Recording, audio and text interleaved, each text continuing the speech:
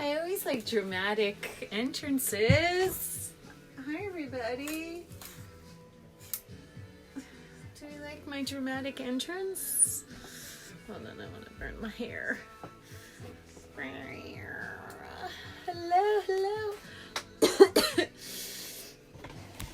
Can you hear this music? Oh, can you hear this music in the background? I think it's fun. It's Eric Einstein. Do you know Eric Einstein or Eric Einstein? Eric Einstein. Ugh. I realize there's sometimes strangers checking in. So shalom from Tel Aviv. Shmi Alyssa. No, I'm Alyssa. And welcome to BYOB. And could be your beverage, your blanket, your blunt, your blanket, your, I don't know, B words. And I have a glass of wine, but it's just, it's my cough. It's been so funky today in the last couple of days. So today was our first day of National Mask Day. So it's been suggested to wear a mask in many different countries, but in Israel it was highly suggested, I think a week or so ago. Shalom, shalom, Arnon, McCoy, Mahadash. Your sister always keeps me up on blessings and cute videos, and you have all those weird videos, and I love how you find crazy stuff. How are you? How's it going over there? You're not in New York. You're in California now, no? Chag Sameach. Chag Pesach Sameach. How'd your Seder go? So today was our National Mask Day, and in my hood, I saw a lot of people with it around their necks. It's very good to prevent, sun damage and like neck damage, which happens very quickly. But the mask is really supposed to go here, tight against the nose, and wear glasses to close it up. But it is not. It is not to protect your neck. You can wear two if you want. You can wear one around your neck, and then you can wear one around your face. So can you all just put these damn masks on? Let's just get on the same page. If we can all get on the same page, we can all get out of this mess a whole lot quicker. But the more that you do not follow all these regulations, the slower it's going to be to get out of this.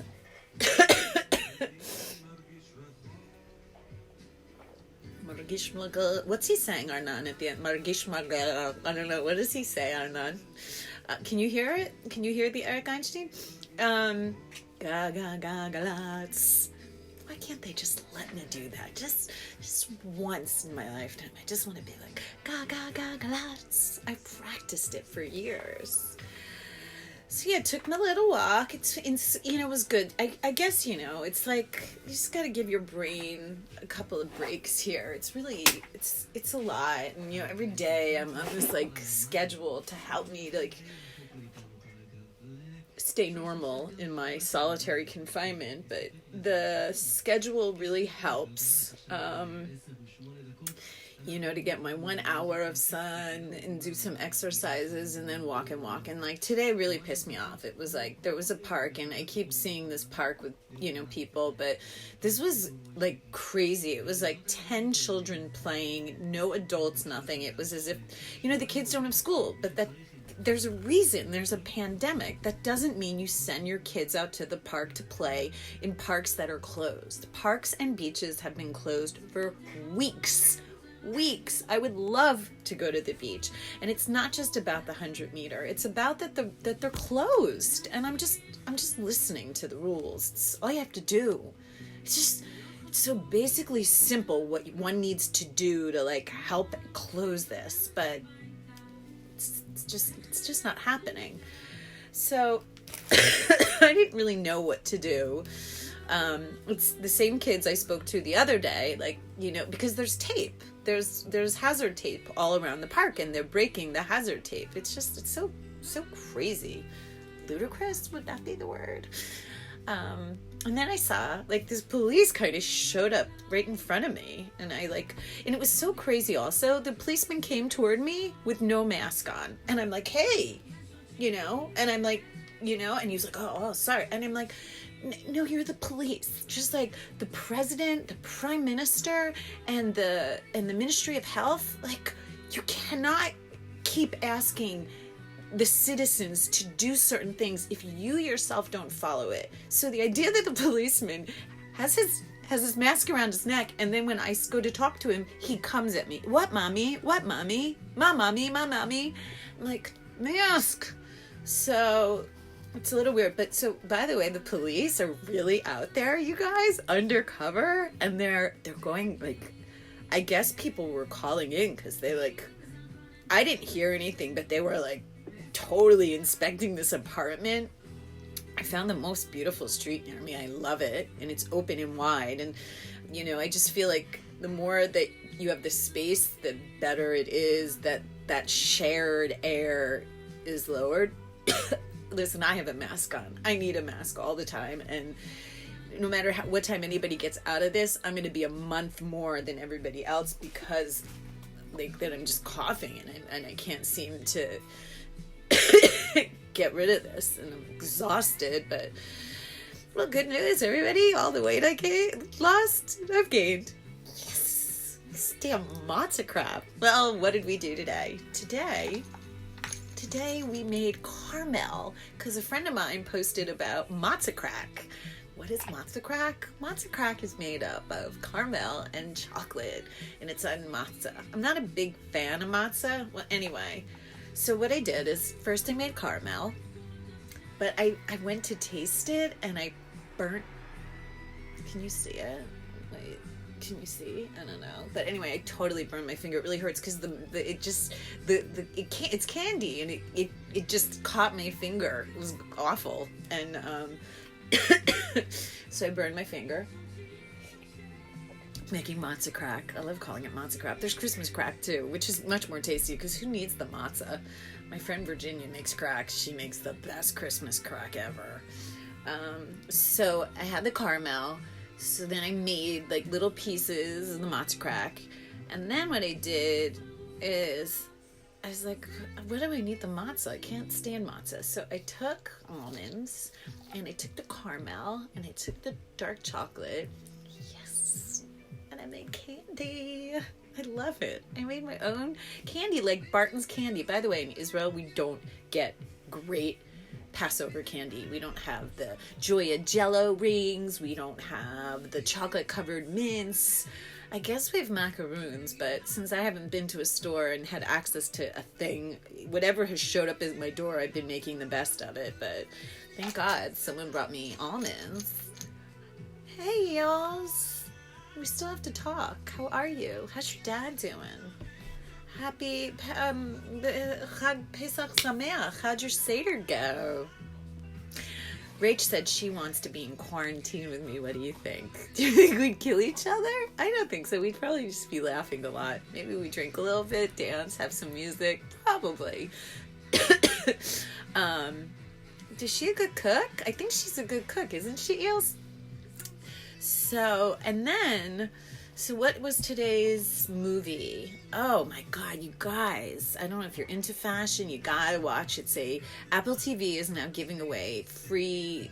You can watch whatever until I don't know when. So jump on it. But so they have some really good documentaries. I saw this one about Diana Vreeland. Wow. She was the editor. She was never the editor. She was something else of Harper's Bazaar. And then she went on to be the editor-in-chief of Vogue magazine. She's just like my idol. I never realized, I always associated her name with photographers, probably because she had so much to say in most photo shoots, but she's a phenomenal mind. She had like that Andy Warhol kind of eccentric weirdness, and she actually created the Costume Institute at the Met in the Metropolitan Museum in New York City. So that was really great. And right now I'm watching this whole dialogue thing on North Korea. It's a National Geographic. And the guy is so controlled. He can't say anything.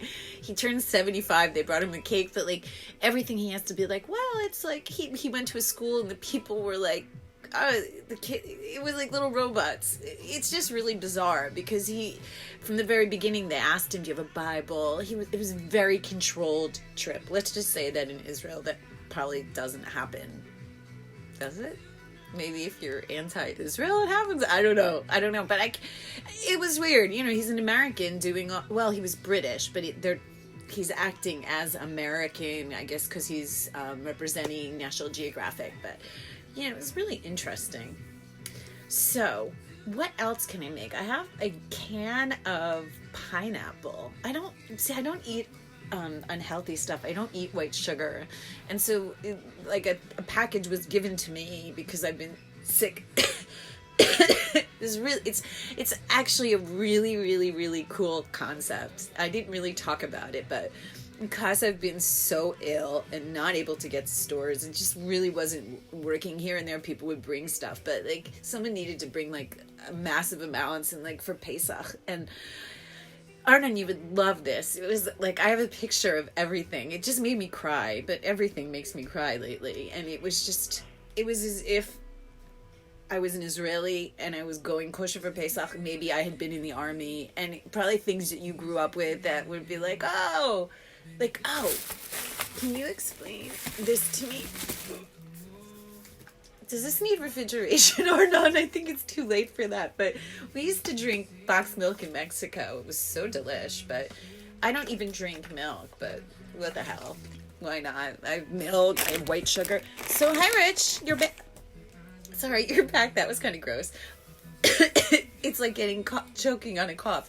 So, yeah, Arnon, do I need the refrigerator? Can you just tell me about that? And white sugar. I don't know. Oh, hi, Scott. You're back. Where's that cute dog? So, that's for now. Do we talk about the numbers? Because I don't really think, there's no comparison between a tiny country like Israel, except I think our numbers are ridiculous, even though they're using it as PR, that we're the safest country to have corona. I don't necessarily agree. Shalom, shalom, Yoram. Echa chag shecha. Echa shavat shecha. Anyway, so I think having over 10,000 cases of the coronavirus in Israel is really ridiculous. Okay, our mortality rate is under 100, but I think that really just shows you, maybe that's a sign of socialized medicine, if it's working. I read that mortality is more about the health of the population.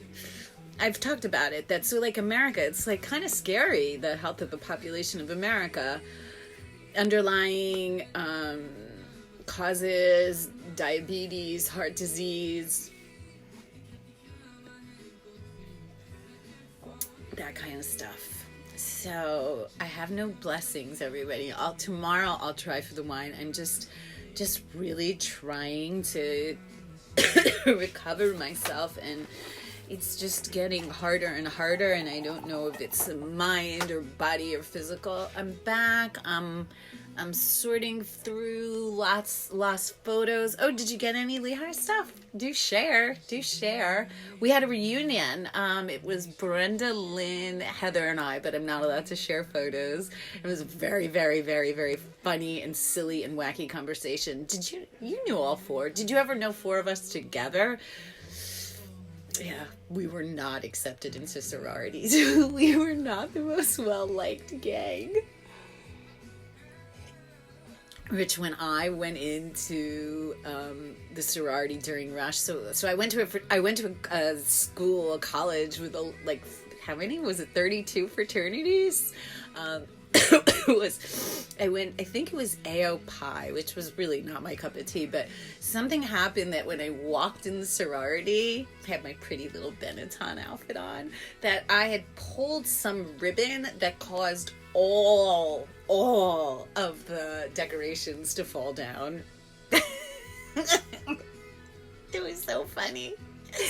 Oh my god, it was like I caught them with their pants down, and it was just like right at that moment, It was just like, girl, sorority's not your thing. So we were GDIs. We were goddamn independents. Yes. So Dahlia was giving her class today. She was also in a teeny weeny bikini on her driveway before. Everybody's just sort of losing it here a little bit. I'm still having a problem with the lady with the wild monkeys. Well, she stopped a little bit, but so now it's like they just stand in front of my window and stare at me and say like things. And it's just shocking that a mother would bring a child up like that. Like she can hear me always coughing and having a hard time. And you would just think she would like explain to the children, but instead it becomes this like war. It's such a weird mentality here when it gets like that, like they have to win. Well, her husband has decided he's a winner too, so he just comes out and, if he's not in the front of the apartment, so he goes to the back and just stands in front of my window and has these horrific conversations. I guess he's a startup guy, or he's just an arrogant pot's head, more of the arrogant pot's head, just like on and on. So I'm like, oh, all right, well, if you're gonna scream out in my window, I'll scream out my window. So I just say crazy shit and put the music on really high and just say crazy shit. The next time those children come, though, I'm totally getting naked. That's it. Because I've decided just all windows are open because it's just too depressing to lock down at night because I think someone's going to look in. And because I know the brain surgeon is already stalking and sending me WhatsApp things. So whatever. If he needs to really see through my kitchen, that's his problem. Who's that? Hi, Shara. How's life? How's this all going for you? Your quarantine time. So, yeah. Anything else? Anybody? Can't remember all the last names, but I'm sure I knew them. Lynn, Brenda, Heather. You might not have known Heather, but she's funny. And then we tried to find other people that were from Drinker Hall. Were you on Drinker with the we had a co-ed. I was hip. I was a freshman in college. I had a co-ed hall. Well, it was half women. It was like the religious beach in Tel Aviv. It was like, instead of one day men, one day women, we just had half men, half women. We didn't share a bathroom. But that didn't mean that men and women weren't constantly in each other's hallways. But I went to such a smart college that if I got an IKEA piece of whatever, like a box, I just would put it outside my door. And when I'd open up my door an hour later, somebody was building it because I went to college with engineers. It was so great. You just put it outside, voila! Somebody would get bored and just would create your IKEA furniture. Yeah, the beauty of going to engineering college with all the smart people.